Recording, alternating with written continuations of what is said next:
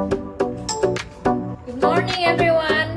Nah, tiap hari aku harus mulai hariku untuk cuci muka dengan facial wash ini.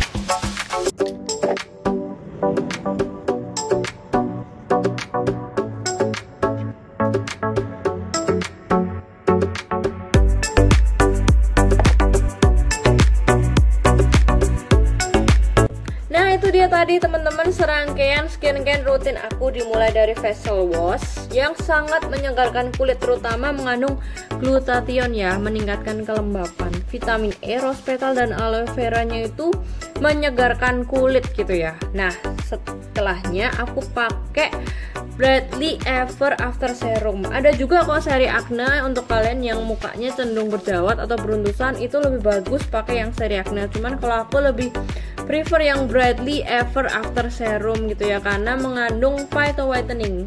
Gunanya benar-benar untuk mencerahkan glutathione-nya, vitamin C-nya, dan juga ada lavender water gitu ya, untuk melawan bakteri penyebab jerawat gitu ya. Jadi kalau misalkan ada yang kayak noda item-item, samar-samar, dikasih serum ini supaya mulai lama-kelamaan nanti akan menjadi lebih cerah gitu ya. Nah, kalau misalkan sebelum beraktivitas aku pakai yang Bradley Ever After Cream Day. Nah, kalau yang Cream Day itu karena untuk kita beraktivitas ya, tetap mengandung glutathione, antioksidan utama yang dapat membuat kulit tampak lebih cerah, tapi juga mengandung rainbow algae, rosehip oil for away, yaitu mengucilkan pori-pori, triceramide untuk membantu melembabkan, anti penuaan, dan juga anti kerut. Bener-bener komplit banget untuk setiap hari pemakaiannya.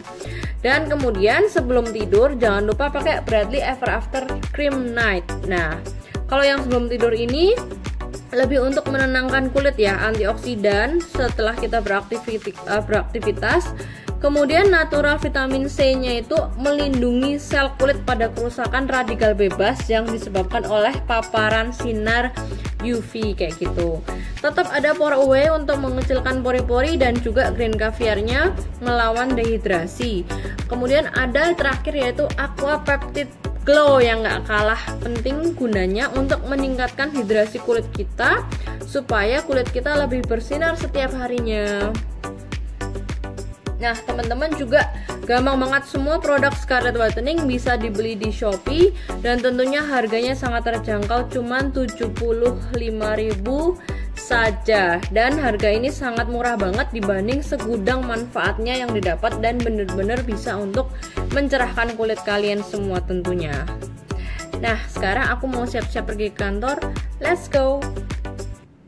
Halo teman-teman, nah itu tadi sedikit daily activity aku ya setiap pagi untuk sharing ke kalian daily skincare rutin aku gitu ya. Nah, di produk itu memang ada dua, yang khusus untuk acne yang kalian kayak beruntusan gitu bisa pakai yang serian acne, tapi kebetulan aku milih yang serian brightening gitu. Nah, sekarang masuk ke pokok pembahasan nih. Aku udah sampai di tempat ini untuk sharing ke kalian ilmu tentang batu mulia.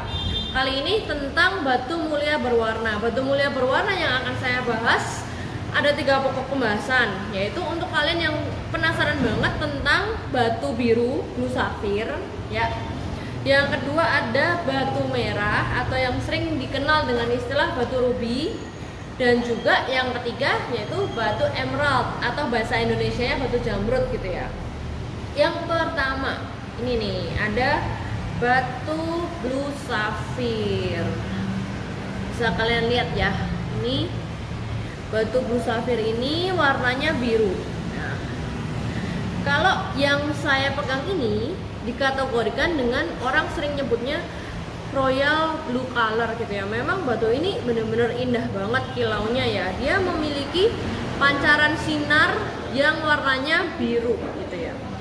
Dari asal usulnya batu safir ini atau blue sapphire sering disebut dengan istilah nama lainnya ya, batu nilam, batu nilakani. Itu sebenarnya awal mulanya dari bahasa Ibrani. Nah, bahasa Ibraninya safir gitu. Bentuk kristal tunggal dalam kategori aluminium oksida gitu ya, Al2O3 gitu ya. Kalau bahasa ilmiahnya itu suatu mineral yang disebut dengan istilah korundum. Jadi masuk dalam kategori korundum. Nah, blue sapphire sendiri dapat ditemukan secara alami sebagai batu permata. Nah, istilah safir ini perlu kalian ketahui bahwa nggak cuma warna biru. Nah, makanya ada yang sering nyebut dengan istilah yellow sapphire atau orange sapphire, ada yang warna yang hijau, ada yang warna yang ungu dan sebagainya gitu ya.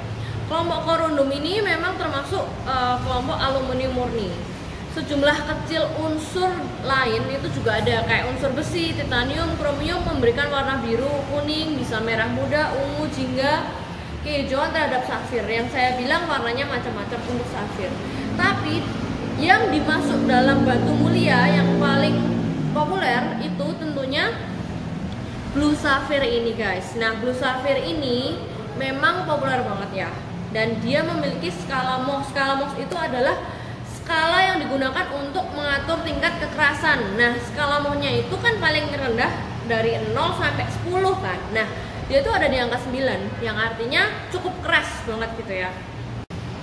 Nah, terus kalau kita udah tahu nih asal muasal dan termasuk kelompok apa nih batu blue sapphire ini gitu kan. Nah, banyak nih konon batu blue sapphire ini sebenarnya juga banyak kepercayaan perihal manfaatnya loh gitu ya.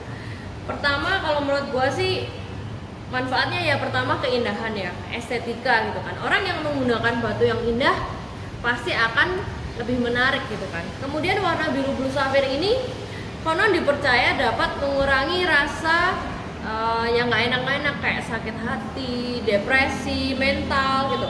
Bisa meredam sisi negatif. Nah, itu perihal kepercayaan ya. Dan rasa takut yang berlebihan, rasa takut yang nggak beralasan gitu ya. Nah, di dalam dunia bisnis pun warna biru itu melambangkan apa? Peningkatan yang secara konsisten untuk menuju ke kesuksesan. Warna blue sapphire ini populer juga di kalangan muda. Soalnya warna yang indah ini karena warna biru, jadi jangan selalu berpikir bahwa oh yang pakai cincin blue sapphire itu bapak-bapak, om-om, enggak juga. Cocok juga loh buat kalian nih yang eksekutif muda gitu ya, yang ingin melambangkan apa? Biru itu simbol kesetiaan dan juga kedamaian. Keren banget ya cincin biru blue sapphire ini, tapi ya harganya tuh pastinya nggak murah alias mahal gitu ya. Kenapa? Soalnya cincin blue sapphire ini langka. Yang natural itu sangat langka. Jadi sangat wajar kalau di dalam perbedaan harga yang natural sama yang udah treatment itu pasti harganya beda jauh. Nah, yang natural sendiri itu sangat wajar kalau memiliki inklusi. Inklusi itu apa? Inklusi itu kayak kalau batu ini kita keker gitu ya, akan ada kayak gelembung atau goresan atau gas gitu ya. Inklusi yang di dalam batu. Nah, itu tuh sifatnya semuanya natural gitu ya. Kalau yang penasaran, harga blue sapphire natural yang bagus itu bahkan bisa mencapai $5.000 per karat. Itu start from ya sekitar 70 juta per karat. Nah, batu ini sendiri yang saya coba review ya, ini itu beratnya sekitar mencapai 12 karat guys gitu ya. Jadi kalau misalkan harga per karatnya dia udah sekitar 70 juta, nah kalian bisa hitung sendiri tuh harganya berapa gitu ya. Blue sapphire dan pink sapphire itu yang paling berharga gitu ya. Memang harganya start from 5.000, tapi ada juga yang lebih murah dari itu. Walaupun kualitasnya nggak sebagus yang royal blue color gitu ya. Ada juga yang 11.000 per karat, ada yang 2.000 per karat. Nah, tapi ada blue sapphire yang terkenal, itu yang namanya Patparasa Blue Sapphire. Itu tuh start from lebih mahal lagi, 6.000 sampai 12.500 per karat gitu ya. Bahkan pernah ada di lelang harga blue sapphire itu yang dari Kashmir ya, harganya sampai 242.000 per karat gitu ya. Udah 3 miliar lebih cuman batu sapphire aja. Nah, memang yang natural ini makin langka, makin berkurang gitu ya. Jadi sebagian besar yang ada di pasaran itu sudah terkena campur tangan manusia alias treatment gitu ya. Treatment itu kayak gimana? Yang tadi gelembung-gelembungnya, inklusi-inklusinya itu menggunakan campur tangan laboratorium dibersihkan. Ada juga yang warnanya kurang indah diberi treatment heat, yang orang bilang heating ya, batunya heating. Nah itu tuh membuat warnanya menjadi lebih sesuai yang diinginkan gitu ya. Nah sebenarnya asal muasal batu safir ini ya ada beberapa negara ya, kayak Tanzania, Madagaskar, ada juga dari Sri Lanka, Myanmar, dan daerah yang namanya Montana gitu ya. Tapi yang dari Kashmir itu yang memang istimewa banget gitu ya. Itu memang menjadi yang paling langka dan tentunya harganya juga lebih mahal gitu ya. Ini adalah batu blue sapphire teman-teman. Teman-teman, sekarang kita menuju ke batu mulia berwarna yang kedua, yang sangat familiar disebut dengan istilah batu rubi. Nah, batu rubi itu juga masuk dalam kategori korundum. Kategori korundum sendiri persis kayak safir gitu ya. Cuman kan safir tadi warnanya macam-macam. Yang masuk populer adalah yang warnanya biru, makanya disebut dengan istilah blue safir. Nah, sebenarnya kalau batu rubi itu apa ya? Ya mirip atau bisa dibilang itu sebenarnya red safir, tapi memiliki nama khusus dengan istilah batu rubi gitu ya. Nih, teman-teman bisa lihat. Ini adalah batu rubi. Jadi shiningnya benar-benar merah gitu ya, merah membara banget. Tingkat kekerasannya ya tentunya sama dengan blue sapphire atau skala nomor 9 yang kemudian selanjutnya kita bicara tentang manfaat. Jadi manfaat dari batu rubi ini apa? Ya tentunya sama ya, karena berhubungan dengan dunia perhiasan atau jewelry, ada manfaat dalam istilah keindahan atau kemewahan gitu ya, simbol prestigious. Karena yang merah istimewa lagi karena disebut dengan istilah king of gemstones. King merah nih warnanya, simbol perlindungan. Bahkan konon waktu dulu zaman perang gitu ya, zaman berapa tahun, ratus tahun yang lalu, batu rubi ini dipercaya bisa membawa keberuntungan ketika mereka sedang bertanding gitu ya. Selain itu warna merah melambangkan lambang apa? Vitalitas, kesehatan, power, love atau cinta, dan juga memberikan rasa bangga bagi pemakainya gitu ya. Mirip kayak blue sapphire lah gitu ya. Ruby ini natural, sangat langka. Jadi kalau teman-teman yang melihat batu rubi di pasaran itu juga banyak yang sudah terkena campur tangan manusia. Kalau yang sudah terkena campur tangan manusia itu biasanya sudah melalui proses perbaikan-perbaikan gitu ya. Yang natural dan indah itu tetap biasanya memiliki inklusi, kayak gelembung, kristal gitu ya di dalam batunya. Kalau benar-benar perfect banget tanpa inklusi dan itu benar-benar natural, harganya mahal banget. Tapi kalau mendekati sempurna malah nggak ada gelembung sama sekali, biasanya nggak natural gitu ya. Dan kebetulan batu rubi sendiri banyak ditemui di daerah Southeast Asia teman-teman, kayak di Myanmar, di Sri Lanka, itu ada di Kamboja juga, Kamboja ya, Thailand, dan bahkan ada juga di Afghanistan gitu ya. Dan batu rubi ini diklaim memang lebih langka dibanding blue sapphire, makanya harga per karatnya lebih tinggi. Kalau tadi kan blue sapphire start from 5.000 per karat ya, sekitar 70 juta ya, 60-70 juta. Kalau batu rubi ini itu bisa di angka 6.000 sampai 15.000 per karat. Saya di sini bicara dengan batu rubi dan blue sapphire yang natural gitu ya. Dan memang sangat-sangat langka gitu. Kemudian ruby itu pernah mencapai rekor gitu ya, ketika ada lelang yang hasil dari lelangnya itu mencapai 1 juta dolar per karat. Itu sih bener-bener kayak rare banget ya, kayaknya untuk di pasaran yang kalangan umum nggak akan mencapai harga segitu. Tapi kalau kita bicara secara general mungkin ya 5.000 sampai 15.000 lah per karat untuk ruby yang natural gitu ya kita bilang nih, kalau misalkan kalian mau lihat lebih detail. Tentunya keras banget karena masuk dalam kategori yang sama atau korundum. Nah teman-teman, sekarang yang nomor 3, batu mulia yang warnanya hijau, yang kalian udah cukup familiar ya, sering disebut dengan istilah batu jamrud atau batu emerald gitu ya. Nah ini beda dari yang korundum tadi. Kalau blue sapphire sama red sapphire atau ruby kan itu dari kelompok korundum. Kalau jamrud ini dari mineral beryl, elemennya itu kromium dan vanadium gitu ya. Warnanya itu cuman hijau. cuman beda-beda hijaunya, ada yang hijau muda, ada yang hijau tua gitu kan, dan kilaunya juga beda-beda. Nah tapi yang paling populer hijaunya kira-kira kayak gini nih. Jadi bisa dibilang hijaunya apa ya, nggak tua tapi nggak terlalu muda juga gitu ya, jadinya bagus gitu ya, pas gitu ya. Nah batu ini ditemukan di negara Kolombia, Brasil, dan juga di Zambia.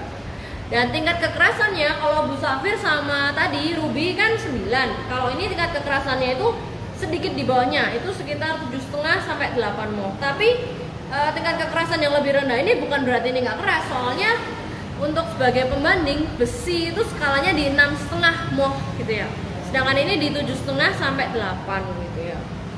Kemudian kalau yang natural itu jamrut pada dasarnya lebih kelihatan lagi karena warnanya hijau gitu ya, kristal gelembungnya kayak garis-garisnya serat di dalam batu alam ini sangat kentara, banyak yang dengan mata telanjang pun tetap terlihat gelembungnya gitu ya. Jadi kalau retaknya itu parah banget gitu ya, biasanya batu jamrut ini akan mengalami proses treatment. Nah, proses treatment yang paling populer itu biasanya fracture filling. Fracture filling itu apa ya? Untuk mengobati batu keretakan atau urat-urat yang ada di dalam batunya ini supaya nggak mudah pecah gitu kan. Nah, selanjutnya dari manfaat batu jamrut atau emerald sendiri, selain memancarkan keindahan yang warnanya hijau gitu ya, memang batu emerald ini akan memberikan daya tarik tersendiri bagi yang memakainya gitu ya. Mungkin ada beberapa dari kalian yang ingat tentang cerita seorang wanita yang namanya Cleopatra dari Mesir gitu ya. Pada zaman itu di sana dia dinobatkan sebagai wanita yang sangat menarik gitu ya. Dan dia sangat populer karena sering menggunakan batu warnanya hijau, dan itu adalah batu emerald ini gitu ya.